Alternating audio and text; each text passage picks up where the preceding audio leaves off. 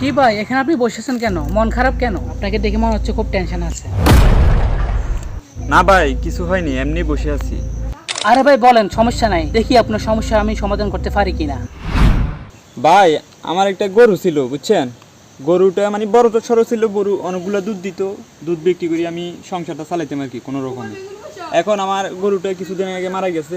মানে আমার সংসার চালাইতে যে কি যে হিমশিম খাচ্ছি, আমার সংসার চালাইতে খুবই কষ্ট হয়ে যাচ্ছে ভাই। আরে এই ব্যাপার, এটা কোনো চিন্তার বিষয় হলো? আমি আপনাকে টাকা দিব, আপনি একটা গরু কিনে নিয়েন।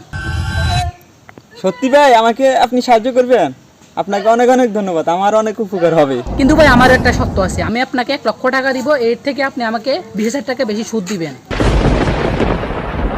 ভাই, আপনার এত বড় সাবাস, আপনি আমাকে সুদ দিতে বলেন? আমি আপনাকে সুদ দিয়ে টাকা নিব? হ্যাঁ আরে ভাই, বিবর্তনে এখানে সাহায্য করতেছে আপনাকে, আপনি উল্টা বুঝেন আমাকে।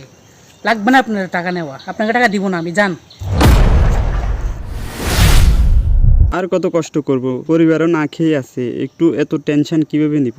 যাই একটু ওই লোকটার কাছে টাকার জন্য। ও ভাই, বাড়িতে আছেন নাকি? এই হাই হাই, কালকের ওয়াশ মনে হয় কাজ আসছে আজকে। জি ভাই আসি, আসেন। আসলে ভাই একটা কথা বলি ভাই, আমাকে টাকাগুলো দেন, আমার টাকাগুলো অনেক দরকার, আমার পরিবারে খুব কষ্ট করতেছে, টাকাগুলো দেন একটু। ভাই সব সত্যের কথা মনে আছে তো? টাকা সময় মতো যদি না দিতে পারেন, কিন্তু আপনার জায়গা জমি সব কিছু কিন্তু আমার নামে করে নিব, তখন কান্নাকাটি করে কিন্তু কোনো লাভ হবে না, এটা কিন্তু মাথায় রাখিয়েন। ভাই, আপনার সব সত্য আমার মনে আছে, আপনি কোনো চিন্তা করেন না, আপনি আমাকে টাকাটা দেন। লোকটি টাকা নিয়ে চলে গেল এবং একটি গরু কিনলো। কিছুদিন পর এই গরুটাও মারা গেল।